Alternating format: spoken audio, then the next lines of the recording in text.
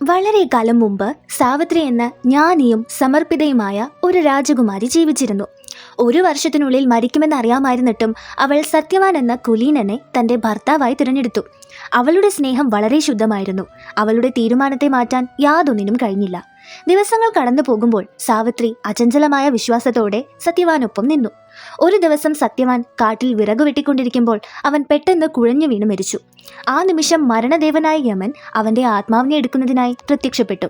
എന്നാൽ ധൈര്യം കൊണ്ട് നിറഞ്ഞ സാവിത്രി ഭർത്താവിൻ്റെ ആത്മാവിനെ കൊണ്ടുപോകുമ്പോൾ യമനെ പിന്തുടർന്നു.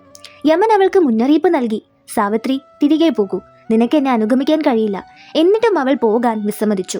അവളുടെ ഭക്തിയിൽ ആകൃഷ്ടയായ യമൻ അവൾക്കൊരു വരം നൽകി, സത്യവാന്റെ ജീവിതമല്ലാതെ മറ്റെന്തും. അവളുടെ ബുദ്ധിശക്തിയാൽ സാവിത്രി തൻ്റെ ഭർത്തൃപിതാവിൻ്റെ രാജ്യത്തിന് ശക്തി ചോദിച്ചു.